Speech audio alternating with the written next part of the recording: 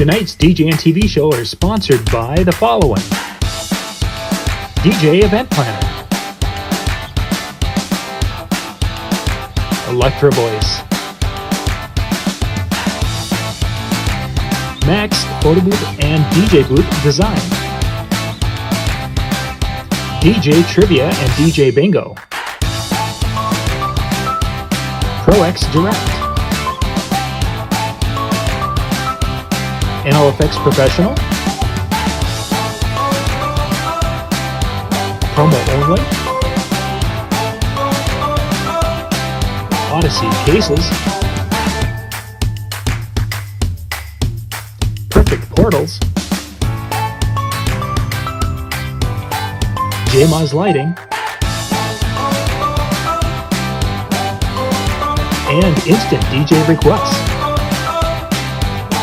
along with the DJNTV Insiders at DJNTVtraining.com.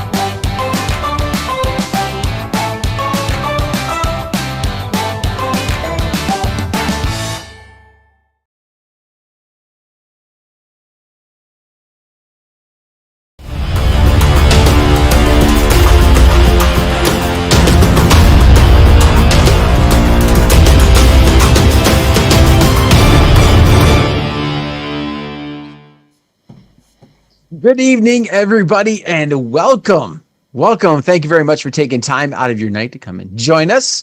We are here because of you. And I just do want to thank everybody for taking time out of your day to join us, because I know today is one of those days where, you know, everybody was out barbecuing or enjoying the official start to summer, except for MJ, who never leaves his house. Those types of things happen for some people. And so you took time out of your night to come join us. And so thank you very much for that. We definitely do appreciate it. I think MJ would be celebrating the long weekend. He's probably got a lot of fun things he was doing over this long weekend. I'm pretty sure. Well, I would have surprised you. Probably did you go for a bike ride today? A hike? None of that. I since I got the new treadmill, I haven't hiked outside in a year and a half. Oh, okay. I didn't think it'd been that long since I saw your post, but I guess maybe it has. Well, I don't know. At least way before last summer. I'm definitely. I leave my house once a week. During the week to go to the grocery store, run some errands, and then on the weekends to go DJ, and then that's pretty much it. I have no other reason to go out. Everything comes to me now. I don't need to go out. Yeah, for real. I mean, it's like, why do I need to go to the store to buy whatever? I can just order it. Yeah. It would be here faster than if I would wait till the day that I go to the store. Yeah. Oh, there's that too. We've had a few of those, especially when it's like, do I want to drive all the way to where Walmart is or Target? Like that's the one's gas, and it's going to take me a little bit because it's all the way out there. Done at my house. Yeah, exactly. That. And now we've got an Amazon center that's about 40 minutes from us. So now we're getting deliveries from the little Amazon route trucks, whatever they are. And they're coming like every day of the week. They can come on. They're on Sundays even now. So it's like, oh my gosh, this is like living in the big city. Woo! We're excited now. I wonder if your area is like mine, because like I never saw the trucks. UPS was their delivery. UPS or the regular post office was their delivery, and that was all we had. And then maybe 2 weeks now, out of nowhere, I'm seeing the trucks everywhere. Mm-hmm. Like it was almost like that's now their delivery. And I don't know if we got, like similar to you, we got a hub suddenly nearby or what. Yeah. Yeah, it's the darndest thing, but it's nice because we've gone back to, initially they had the super fast shipping, and it would get here like the day, 2 days. So I'd order today and it would be here in 2 days. Then it went to 4 or 5 days, and now we're back to 2 days on many items. Some items are the next day. It's like, whoa. I get a lot of stuff next day. Yeah. Well, you also live in a place. But you're in that metro area. Yeah, you're in a big city, where out here, well, right now we got cornfields. Pittsburgh is not a big city. It's a big town calling itself a city. It definitely has a town mentality. Yeah. And that's not a bad. No. My place is called a city, and it shouldn't be. Pittsburgh is definitely different from that. They have professional sports. No, it's laid back here. I mean, the one restaurant that DJ at that's real fancy, people come in there not dressed up, and it drives me crazy. It's like, you're going out in public. Dress up. Put on, jeans or slacks or something. No sweats. I'd be happy to have the people started with shirts that had sleeves. Oh, there's okay, that. you're going out in public. Put sleeves on of any sort, short or long. We don't need to see those fuzzy armpits. Don't get me started. Okay, we're gonna talk about fun stuff tonight. We have a list of questions. We have a list of questions. That's going to be a lot better than me fuzzy ranting. armpits. I promise. Yeah, we'll do that. Before we start, though, we have to acknowledge this. Last week, I got up in the morning and it was a Thursday morning, which is when the PhDJ podcast will hit. And I get this string of emails from YouTube basically saying that a lot of our shows have been banned because there's content in them that is banned in Russia and Belarus. Obviously, something must have happened, and one of the licensing companies or one of the companies has changed that, and now YouTube came through. The only thing, there were probably 17 videos, I think, now that have come through, 16, 17. The only thing that was consistent with all of those videos is Mike Walter. So if the question ever arises in a Trivial Pursuit type game, who is the most banned DJ in Russia? The answer is Mike Walter. Who would what is he doing? Because it's not like they're... No, it's the darndest thing. Yeah, many of them were PhDJ, but there's a couple of them that were just Mike, because we have some of these educational sessions Mike did that are they're unlisted. We didn't put them in the front, but there's some things in those shows, and usually they're just not monetized, and the life goes on. But now they're blocked in Belarus and Russia. So Mike Walter is, yeah, he made the banned list for that. So we wanted to start off the show. Troublemaker. Yeah, exactly. Who would have thunk? So tonight's show, we're going to go through a bunch of question and answers, and we've got a list that we have kind of found in different areas online. If there's a question you'd like to have us hit, put that into the chat room, and if we don't hit it tonight, we're going to be doing this, I think we're kind of thinking about once a month here in the summer, and it depends on how well it goes and what everyone's thinking of it. But put that into the comments, and then we'll copy that and put it on to the list. And I need to delete now my first notes. Just to help us sort through all of the stuff on the post, because sometimes you guys get happy talking back and forth. At the beginning of whatever you're going to ask, put an asterisk and the word question. Yes. So we know that is a question, or hashtag in question, however you want to do that, your call. What do you think, hashtag or asterisk? Whichever one. Hashtag. Let's say hashtag, because everybody knows that one. Yeah, that will be fine. Yeah, so good start it off with hashtag question, so we know we can pay attention to that, and you're just not asking Robin where she got her microphone cleaner at. Yeah, sanitizer. And even if you guys want to in the chat, if you guys want to discuss it and talk about it, please do, because we'll do the questions on a show. It may be tonight, may not be tonight, but we'll do it on a show because no one sees this chat after the show is pretty much done. It doesn't pop up unless they are watching it. So that's the plan. So to separate these, we're going to have a little bumper between each one. So we'll be right back with our first question.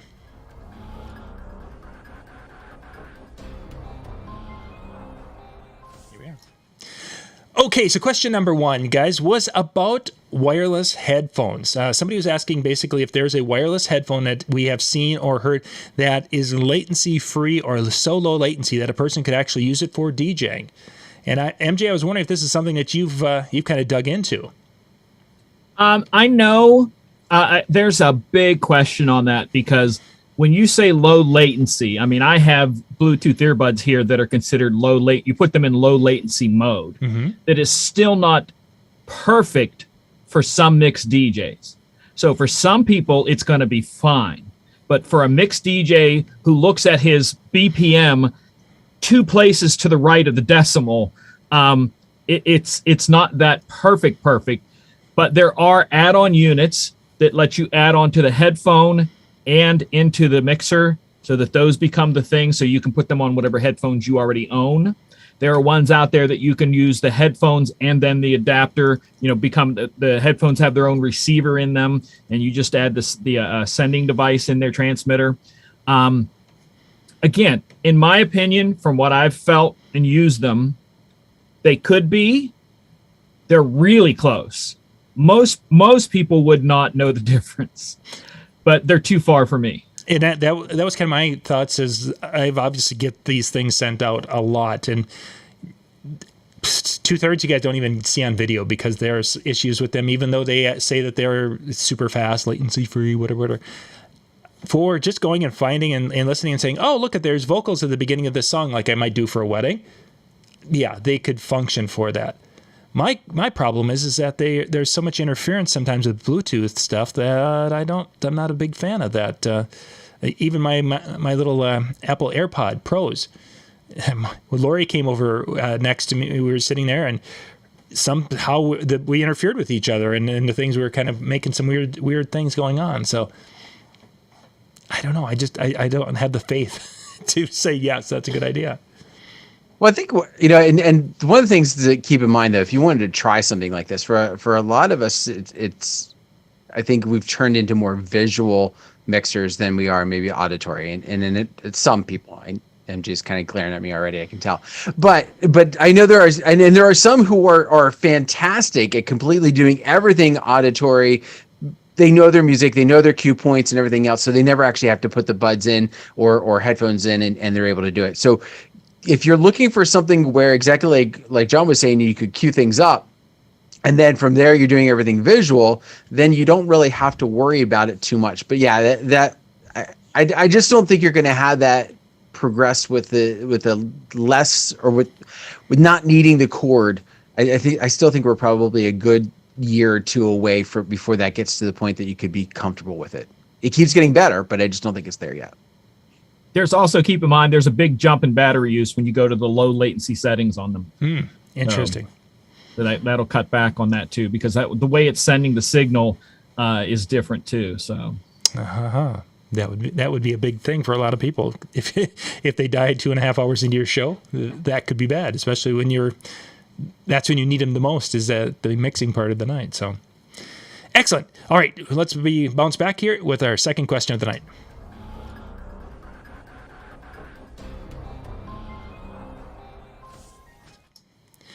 Okay, question number 2. Somebody was asking about, they were talking rates, and they were asking about basically, and Dan, this is going to probably fall in your wheelhouse and mine a little bit more than MJ's, but they were talking weddings, and if they have a wedding budget, how much should the DJ basically, I don't want to say command, but basically how much of that wedding budget should be invested in the entertainment or the DJ? And I've kind of thought about this and dug into this a little bit over the years, and I want to get your thoughts on this before I jump in and share what I've come up with on this. As much as the couple wants to spend for their percentage. Now, I mean, to me, it kind of depends and stuff like that. I will say this: I saw, and I don't know if this was where this question actually maybe came from, but Thomas Heath today brought up a very good point. It was within the past couple of days. I saw it on Facebook, where he said you got to think about what it is that you're doing. So, for example, are you just the DJ? Meaning you're not emceeing, you're not doing much of anything, you're just the DJ. That is a percentage. There is a gear rental, which works into your price. Are you helping with planning? Are you doing, the equivalent of a wedding planner, or even a percentage of what the wedding planner is? And so therefore, then you add into that. And so in his conversation, it went from being the idea of, I've heard, DJ should be 5% of the total budget. It was the magic number I always heard. I've heard that, yep. His worked up to, between the gear and the MC and the wedding planning that you might be doing, 15 to 20% of the budget. For me, that's like, I don't know if I could do that. I don't know if I could, break it down to that way. But I also, in the same respect, that first thing I mentioned is, as much as the couple is, I've done weddings where I've been 20% of the budget, based upon what I've seen. And I've done ones where I've been 1%, and my price has been the same for both. It comes down to what they're kind of viewing as the mentality of it. And that's probably the direction with the charging and the rates and I don't care what their budget is for the night, truthfully. It doesn't matter if we're going to be in their backyard or we're going to be in a fancy venue. If I'm having to do more, bring more things, then it's going to go from, this fee on up as we add whatever is needed. But I've had those experiences just like you were referring to, Dan, where you're the most expensive thing there, and you're already a high part of that. And those events were fabulous. We had a great time. I really didn't realize it until later that, wait a second, I started looking at this and it's like, it was a potluck. There's minimal there's that. I think that I'm the most expensive thing here by about, over everything. And that's fine. It's really what I think they want and what they are wanting to put their focus on. So a percentage, I don't think there's a rule of thumb unless you can say that, oh, every wedding in my market's $20,000, which isn't the case. Most of my weddings are much less expensive this year for the clients from the standpoint that they've cut their guest list back tremendously. In some cases, they're down to about a third of what they would have been 3 or 4 years ago. Well, that means that their budget is less, for, if nothing else, just through that attrition of the guests who they're not inviting. So it's really, really difficult to put a number and a percent together. I looked at it this way, is that this is what it costs for me to produce a show. This is what I want to, in essence, make for a profit. This is my time, whatever. I want to make $4 an hour for my time, whatever it becomes out. That at the end of the day, this is what it's going to be. This is the minimum for what it's going to cost for me to go out. And if that happens to be 1% of their wedding budget, so be it. If it happens to be 60% of their wedding budget, so be it. It's not my concern. I just go out there, and for the folks who want me, there we go. I think where some of this stems from, though, is the idea that people want to have an idea of where to belong within that. And so trying to get an idea of what I should be pricing myself as, and that kind of thing. If you are always doing, this type of a wedding, then you might want to think about, okay, and I'll just use that 5% is what we always heard as kind of that way to say, okay, this is that ballpark value. But again, what are your expenses? What are your pieces together? And make yourself that valuable piece. And then, as John said, if you're 60 or if you're 1, it doesn't matter. It's the money you're bringing home, not the percentage of what it was. And you guys can go to youtube.com/discjockeynews, and then you do a search there. That's our channel. Do a search for setting price. I believe that will pop up the videos that we've done on that. There's some shorter videos out there. It literally went through the math of how to set that. And I think, as you're saying, Dan, that's what this really stems from, is that people who are like, I don't know where to even price myself because I don't want to leave too much money on the table, but I don't want to overcharge. And I get that. But you've got to have a rationale for what you charge. You can't just say, oh, I'm going to go and charge $100 because $100 seems like a good number to me. And it seems like, wow, it's way more money I make in my day job, whatever, I'm just using bad numbers here. That doesn't work. You've got to have a thought process and the business plan and all that kind of garbage, but you've got to have a reason behind it. You got to have a reason behind that. So excellent. All right, so let's jump to the next one. The next one, MJ, is going to be one that you'll be hitting with us. So we'll be right back.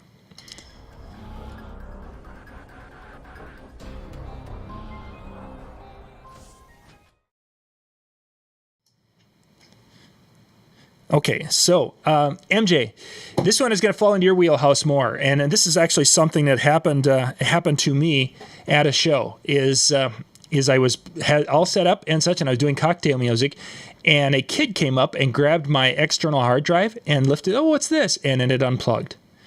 And at the time, I didn't realize it because the song that was playing was on the hard drive, and then everything locked up.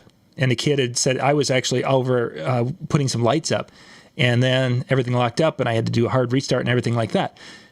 For DJs, if that happens, that they're performing and the hard drive, somebody moves it and that external drive unplugs, what are they going to need to do so they're not going to have issues, or how do they recover from that? Let's put it that way. So many answers I have. I want to first start with what I guess I want to start with your situation, John. Was the external hard drive solid state or regular mechanical? Mechanical. It's an actual hard drive. Okay. You're running a Mac? Yes. What program are you DJing with? Virtual. Okay. When you're not running virtual and you have a hard drive plugged in and you unplug it and plug it back in, does it cause issues with anything else? It will pop up a notification saying that you didn't properly disconnect your hard drive. and that you are a bad person, and most people point at you and laugh. That's what it says in the text box there. I asked because with Windows, it wouldn't even have done anything. Really? Plugged it back in, it would have picked up, it would have just given you your songs back.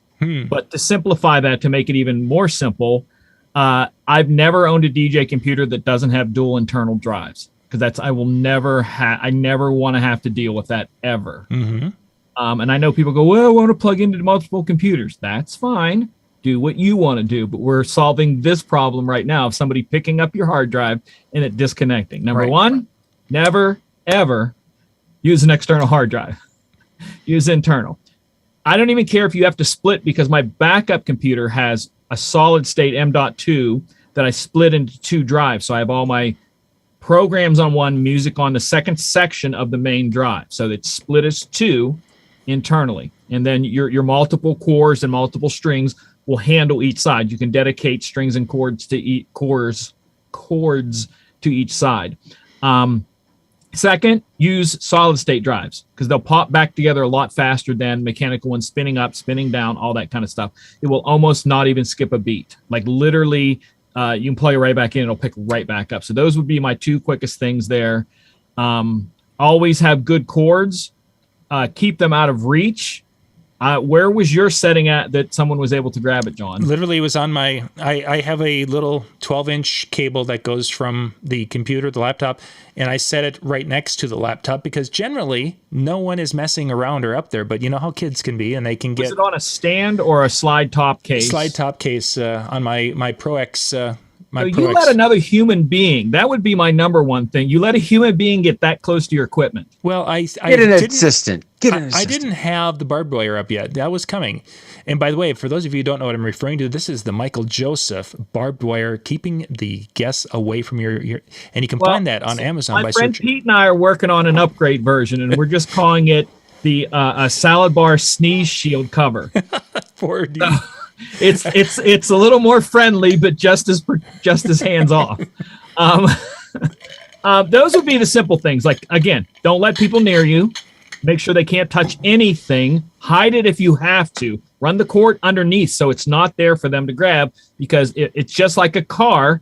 If you leave something in your car uncovered, they look in and it's a temptation. But if you have something in your car and throw your coat over it, there's less of a temptation. There's all these things that you do with other people's minds. Us as a DJ, we manipulate everybody. So you manipulate them into not touching anything. And if you can get past that and do internals, that solves that problem there. Sure. If you use a solid state, that helps that problem. So there's a lot of little steps like that.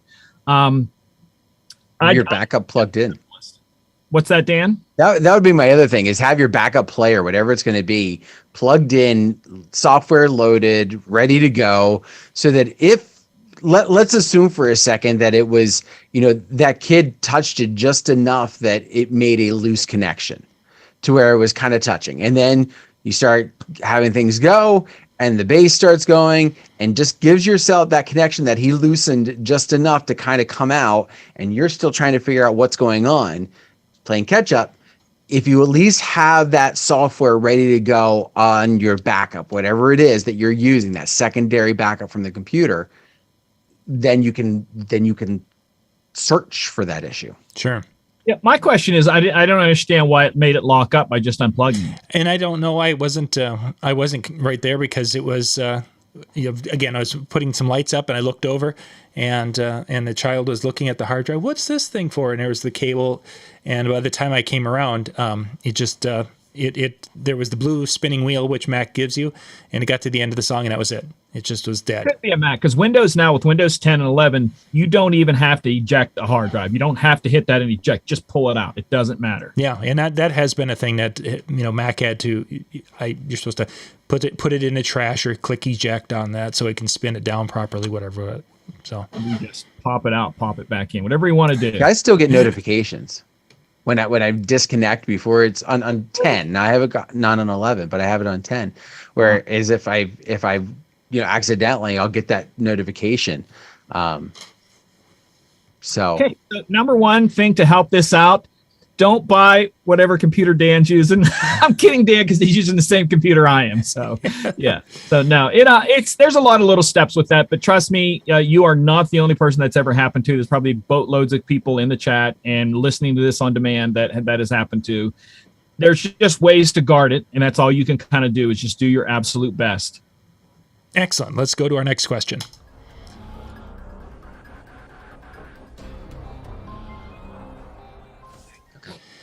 All right. Our next question is, I'm seeing a lot of this online where people are putting together really fancy looking ceremony sound systems. And Dan, this is something you've worked with. So let's dig into that. Do we need to create a very fancy ceremony sound system for our wedding ceremonies this summer? Need or should?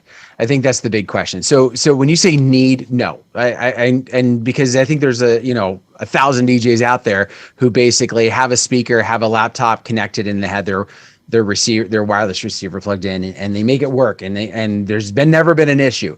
So need, no, but should you? Yes. I'm a big believer. People are there for the wedding. People are there to see the ceremony. Right? That's the whole purpose. Without the ceremony, the party is just a party, and for two people, right? So because you have the ceremony, it becomes important. There's also, I feel like, so many unknowns with ceremonies now because of the outdoors. You've got wind noise you got to take into effect. You've got just ambient noise of being outside. You're trying to reach a farther or larger group than you would if you were just in a room. So there's so many little nuances. I firmly believe that you need to have a powerful system, something that gives you frequency control that's over your microphones. What I mean by that is, as far as like EQ, if you're getting feedback, you can pull it out. I have a PreSonus Studio Live 16R. It's a one unit rack space digital mixer that I can control with my laptop or with my iPad. I will put on the lavalier mic because I'm doing this by myself. Walk up to where the groom and the officiant are going to be standing, and I start talking. And using my iPad, I can figure out, okay, I'm hearing myself in I'm starting to feedback. All right, so we'll pull that frequency back, and I can ring out the system from where I'm at. I don't have to be back by my speaker or back by my booth to try and finagle it just the right way. I also have taken it a step further. I used to believe that you put the speakers in the back, right? You're standing in the back, you put the speakers in the back. That's the farthest from the officiant. And so therefore, those are the people who kind of need to hear it the best or the most, I guess. And I've kind of shifted that philosophy of, it should be coming from the front because that's where this voice is coming from. And so rather than kind of getting this slap back, especially for the people in the middle, by putting it in the front, you're shooting out. It also makes the whole feedback issue a heck of a lot better and easier to manipulate because the speaker's not coming at the person who's wearing the microphone. So I invested in a Sennheiser in-ear monitor system that I send my signal wirelessly to my Bose that I have sitting at the front. And so I've made it all battery powered.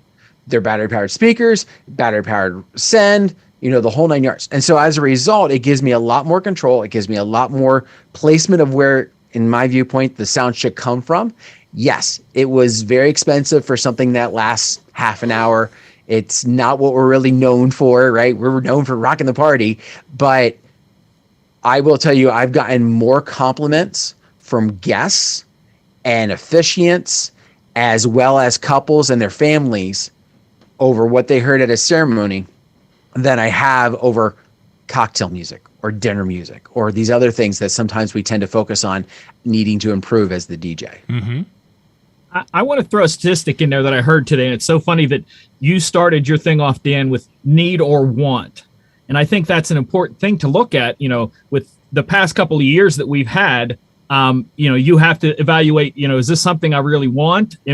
Or do I need? Are things going to be picking up? But Forbes just did an article that said that in 2022, there are more weddings scheduled in the United States than any other year since 1984. So there is a big surgence boom on weddings this year. They said that, that there are some that are part of that micro or what do they call them? Mini. No, micro wedding. You're right there. No, micro wedding and Yep. MINIMONIES. Mini monies. Mini monies. That would be it. Okay.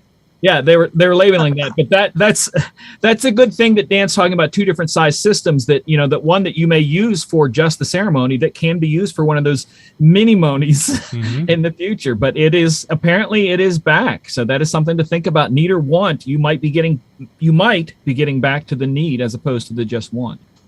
We'll also say that this was something I built a little by little by little.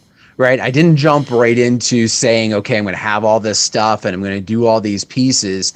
But I started putting little things together and going, okay, I've got this. All right. Now, what do I want to do differently? Okay. Now I want to be able to send my sound. And I was only using one speaker for a while.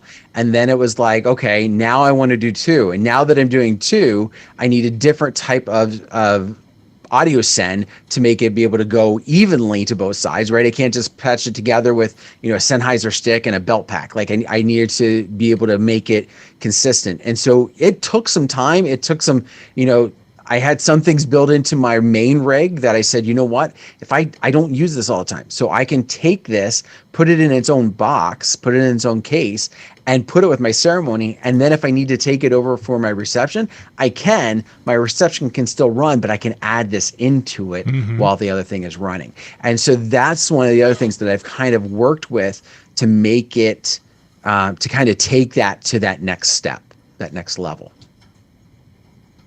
Yeah, that's a great mixer, by the way. The 16. Oh yeah, yeah. I will say the only thing that I wish it had, and this is where I would, if I was going to give a plug for something, I love the size of it, and that's why I went with the one that I did. I am a fan of the QSC TouchMix, even though I've never used the TouchMix 8, I think, because it has the ability for touch controls, right? If your iPad for some reason loses signal or overheats, right? We're outside and everything else. It does have the ability to do that. I didn't opt for that because I wanted the size, and I haven't had that issue, knock on wood, but that it would be something to consider if you are, but it's also a lot more expensive too. As far as ceremony system goes with myself, I kind of was, I would echo what Robin said, the keeping it simple. I don't have a dedicated, when I need the parts that I need, I put them together and we go with it. And we'll dig into this a little bit more with a future question coming down our list. So, gentlemen, let's jump to the next question.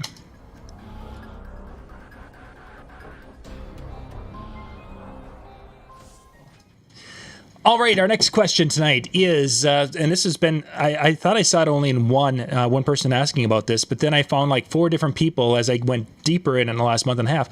Because of cancellations, people are wondering about retainers. Should they give the retainer back?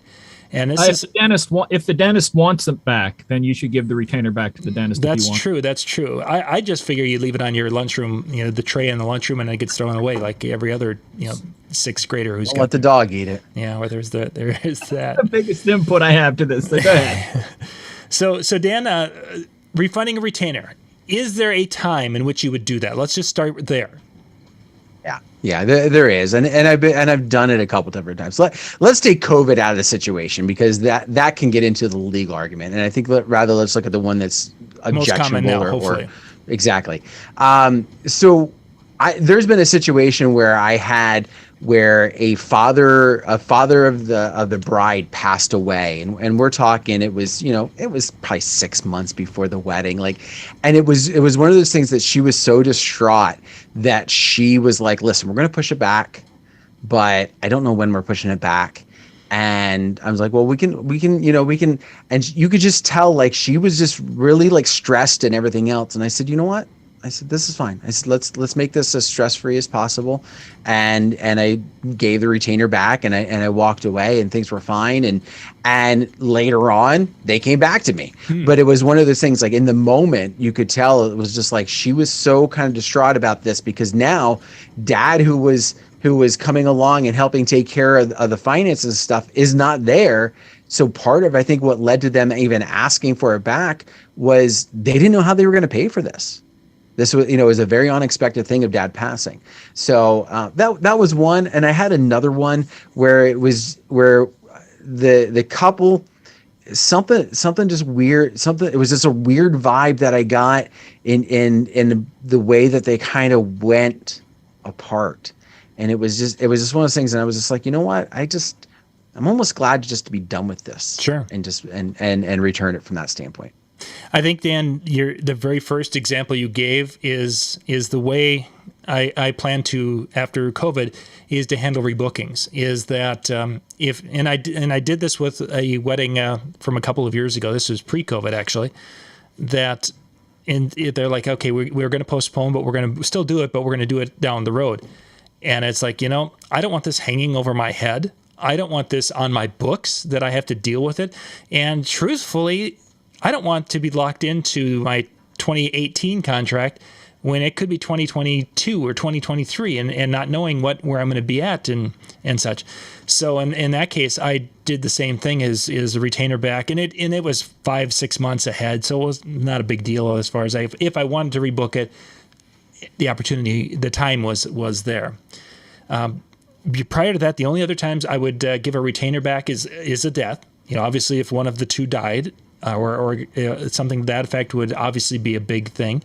And that's pretty much it. I mean, I've had that where it's canceled, the 3 months out, and they're like, yeah, we're going to cancel because, the groom was doing whatever, or whatever, the bride was doing whatever. Yeah, that's not going to get much sympathy from me. And unless they've made more payments, and if they have made more payments beyond the retainer, then I would refund that money because the retainer was there to hold a date and to start the initial booking work, which we've gone through. But if it's for a death or something to that effect, then it's a completely different story. And even if they would, and I have had that where the groom died like within a week of the wedding, everything went back because I didn't want to be that person. That's the other thing is you got to think of it from your business standpoint, and for lack of better terms, the PR that you're going to get of the positive nature, even positive karma that's going to go with that. Just the ability of setting yourself up. This was a guy who didn't need to do this, and suddenly out of nowhere he's doing that and stepping up. Tony in the chat, he also says, if I rebook that date, I will refund it. That's another philosophy that I have. If it's 6 months, 8 months out, and I'm able to book something that's comparable, yeah, I'm gonna return that fee. I don't tell them. It's just out of nowhere I send them the money.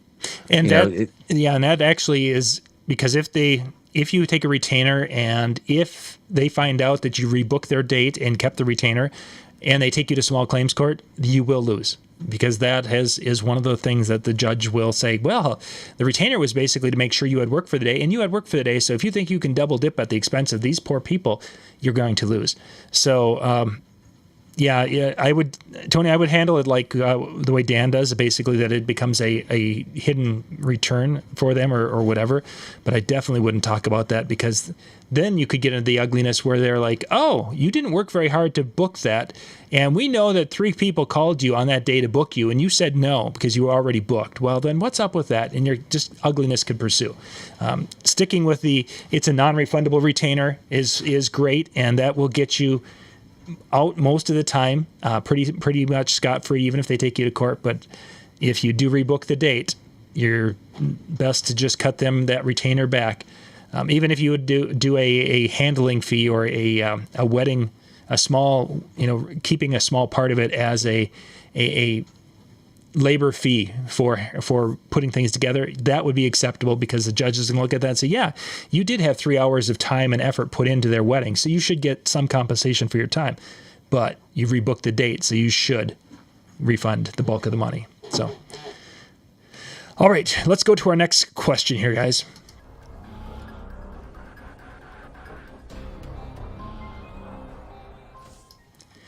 All right, our next question's about wires, and this is something Ben Stowe and I've talked about numerous times on the Tuesday Night with Ben Stowe. We're going to talk about XLR cables specifically.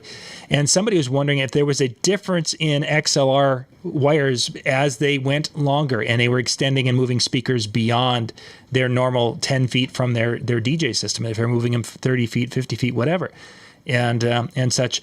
So Dan, have you had experiences when you've been moving audio down and have noticed a difference when it came to the XLR cables? Can I give the Ben answer? Go ahead. It depends. It depends. It depends. Yeah. I'm not enough of an audiophile to have noticed. I know there is a resistance difference. I know there is a sound power difference when you get out to a certain level, and obviously it also depends upon the quality that you're talking about of cables that you have. But I've never noticed it. And the greatest distance I've ever done has been 75 feet. So within that standpoint, it's hard for me to even say, was it something that I would have had to notice a difference had I gone double that? I don't know. And I think it does depend on the quality a little bit. I'm actually putting a link here into the chat. You can go out to, for those watching the video, go out to youtube.com/discjockeynews and do XLR comparison. And you'll see in that video that there is a variety of gauges of wire inside your XLR. Some cheaper ones are going to run a thinner.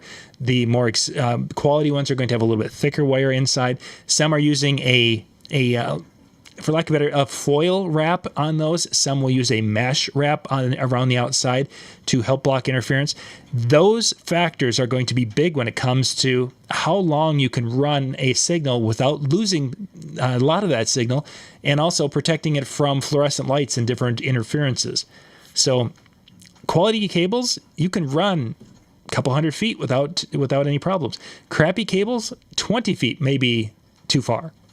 It really depends. Getting a good quality cable, from getting anything from Bennett NLFX Pro there, those are going to be things that will work for you. And it wouldn't matter if you've got a 10-foot on this side and a 50-foot on that side. You're never going to probably notice. I've done that numerous times, and I couldn't tell there was any lag, latency, or whatever. But I suppose if I'd have had a poor quality cable, the longer one would have been a really crappy cable, maybe I would have noticed something. I'm not exactly sure on that, because I'm not going to risk the audio on a $10 50-foot cable. It's just not going to happen. The wires you see in that were actually wires, and I talk about the wires in the video. Some of those were some of the original XLR cables that I bought back in the 1990s, around 1990. So there's some old wires there, but it kind of goes through and shows you some of the quality difference between the two. Excellent. Okay, let's go to the next question here, guys.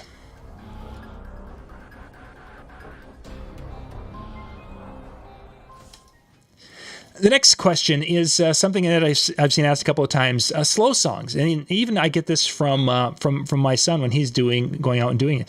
How many slow songs do you do at an event? And obviously, it's going to vary. But I figure we're going to start off with MJ, because MJ is kind of the romantic guy in the crowd. So MJ, slow songs. How many do you play? I'm highly offended that you said that as a joke, because I am a highly romantic person. I am just without opportunity to prove it. You probably have to go out of the house, yeah, unless you're doing everything on Zoom. So, I'm guessing when you say slow song, a slow dance song, not Correct. just a slow BPM song. Right. Yes. For me, it's a lot of times it's not a number. It's as they feel it. When I've done the school dances, I first ask the school, is it okay if they request them that I play them? Because some schools are like, we ain't letting our kids stand that close. Good point. Yes. But other ones, you'll do a couple. I kind of, it's just like when I DJ picking my songs, I try to read the crowd, and the same with that if they're a crowd that just you don't think is going to want them, in my opinion, at least it's going to be different for weddings or anniversaries and different things like that. But for like the school dances, I just kind of play it by ear. Sometimes they go off great, sometimes they don't. Mm-hmm. Dan? Outside of the special dances, oftentimes it's 2, at most 3. There was some old programming philosophy that I had when I first got in. Like, people came alongside, and this was like in a bar setup that really tried to rotate, and they actually wanted the slow songs built in, and so their philosophy was often to do one every 45 minutes, but you never did it at the top of the hour or the bottom of the hour, because that's when they look at their clock or their watch and decide they're going to leave. So I still abide by some of that, maybe not the 45 minutes necessarily, but I try not to do too many. I found a lot of couples really aren't interested in it. They had their special dance, they had their moment. And you throw one or two in there to appease the families that aren't going to get up out unless it is a slow song.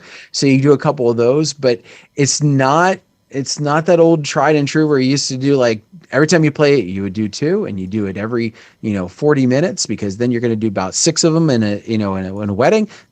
It doesn't seem to be kind of that same philosophy anymore, at least around my area. Mm-hmm.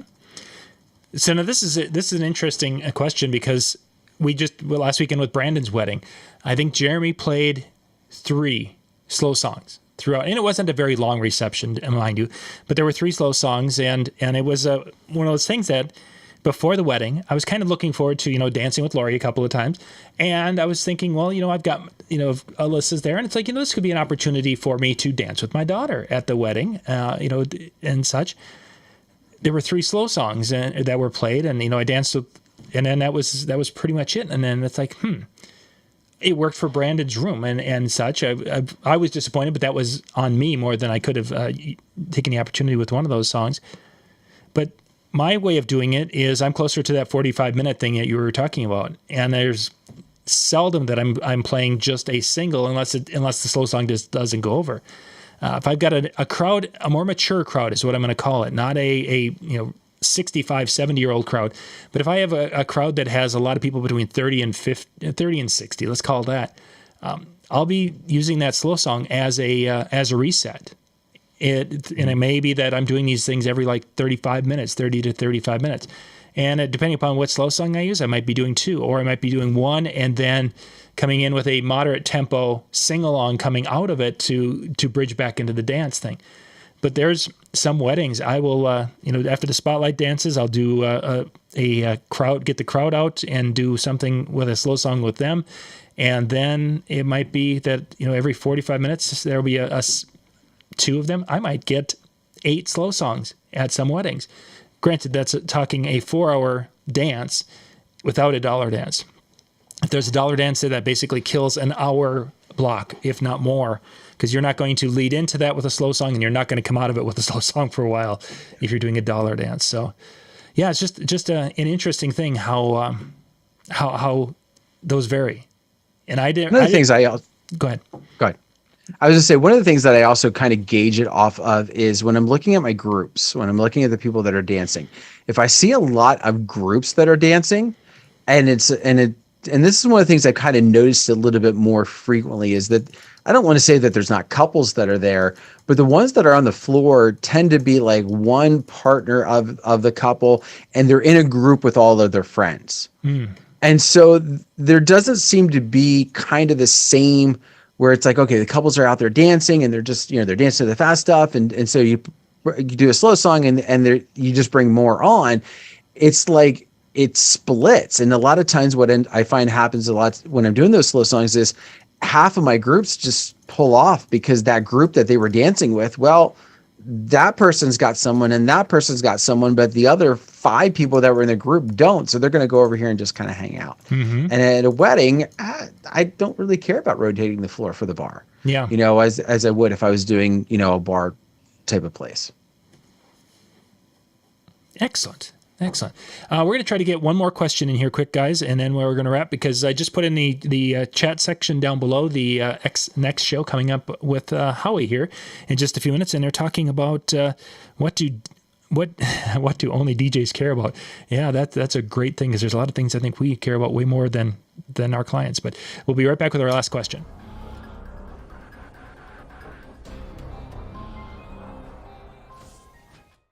Okay, here we go. All right, our final question of tonight, and we've got a few that you guys have submitted, so thank you for that, and we'll be getting to those. We've got a great start for our next round here, for sure. Last one, we're going to talk about business cards. Do you still use printed business cards, or have you gone to a digital format? What are you guys using when someone comes up and says, "Hey, MJ, I love what you do. How can I get in touch with you?" And go.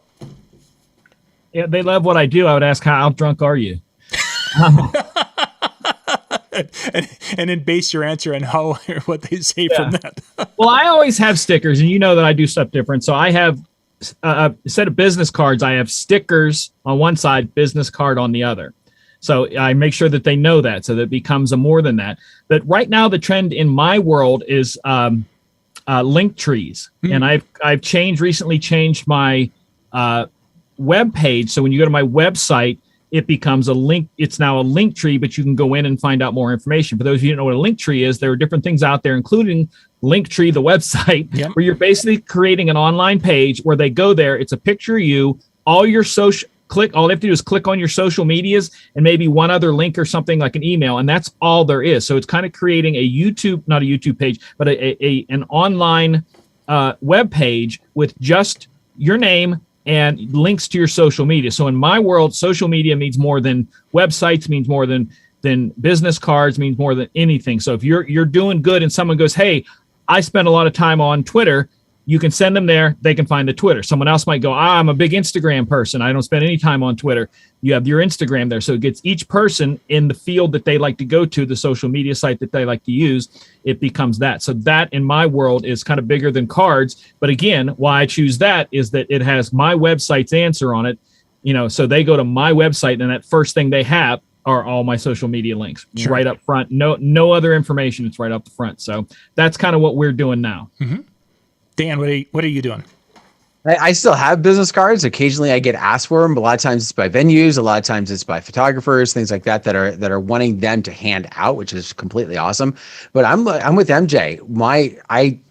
I have my site on there, but my secondary address is a link tree.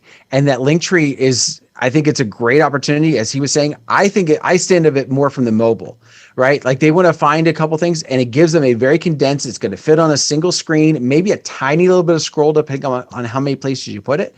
But I've got a link to on that link tree. I've got my Mixcloud. I've got all of my socials. I've got my YouTube. I've got my web page.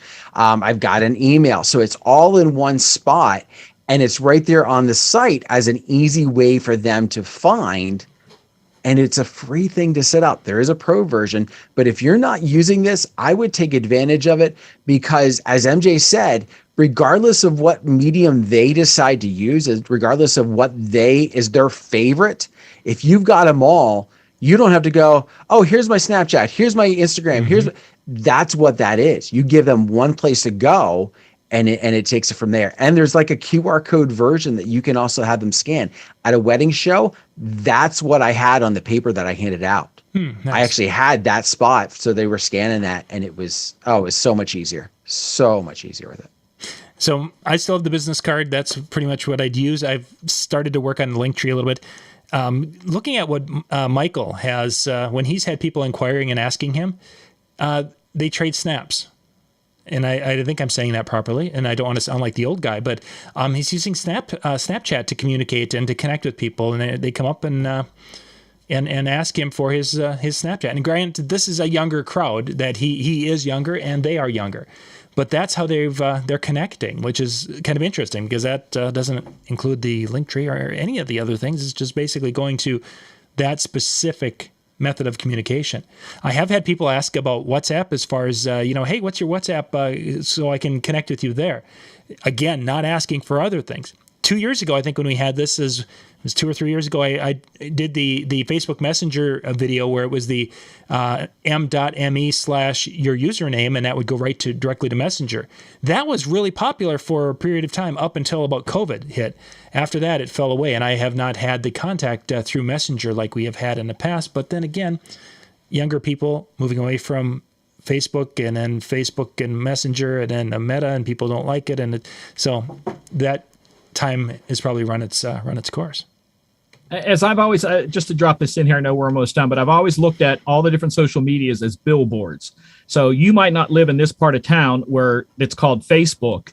I have a billboard there for the people who do live in that part of town. And if someone else lives over in Instagram, there's a billboard. So this is a way to tie them into a map to wherever they live. Spend time in social media, you reach them where they are instead of making them come to you. I've always said in the digital age, I shouldn't have to fit the technology should fit me. So by doing these, you're making that connection in their way, not yours. Excellent. If you have those specific places, and somebody asks for, hey, what's your Instagram handle? What's your Snap? You know, like you have that. So you can give them just that one. But if they're just looking for a generic, hey, how do I get a hold of you? Here you go. Right there's my link tree. You can pick whichever one works best for you. Mm-hmm. Or make like for me, like I said, for my social media page, that's my landing page. So when you hit that landing page, that's a link tree. Click on the picture. You then go into the website with all the other information. So the first thing they hit is that, and if they don't want to go any further, they don't have to. So you could do that to your website, is just to create your own link tree on the as a landing page before they go anywhere else. But that's kind of the way it's going to keep growing. As much as people might think, oh no, it's going to get back to, it's not. Well, there's going to be a lot more quicker QR codes and phone bumps to pass information. Oh, for sure, and even when we went to that digital event years and years ago, when Jason Jones and I went to that, it was that mid 2010s or whatever it was, 2012. That was a discussion they were having, is that the websites are going to be going away and are going to be becoming that portal of sending you to the social medias. They were talking about that already then, and now here we are, 10 years later, and we're finally starting to see that really become a thing. So it's kind of interesting how that evolution has happened. Let's see. Next, hanging with Howie, you'll be up here in about 5 minutes. DJNTV.com/chill, and you can bounce out there. And the guys are going to be talking about things that are important to DJs, but maybe not important to the rest of the world. They'll be discussing that tomorrow night at the 9 o'clock Eastern time slot. We'll be putting in one of the stream shows. Then at 10 o'clock Eastern, they will be in the chill room again. DJNTV.com/chill. It'll be the Tuesday night music show with Brian and Jay and Howie. They'll be on at the regular time, so you can go there while they record. Then Wednesday night, we'll get another recording, stream another recording, so you guys will be able to catch one of the shows. If you missed them in the chill room, they get recorded, or they get streamed about 10, 12 days later, so you guys won't miss them if you want to catch them. So, Dan, I think it's time to go home. All right, we are about out of time. So thank you very much for taking your night and spending with us. Hopefully we answered your question, and if not, hopefully you put it in so that we can talk about it next month. Have yourself a wonderful evening. We'll see you next time.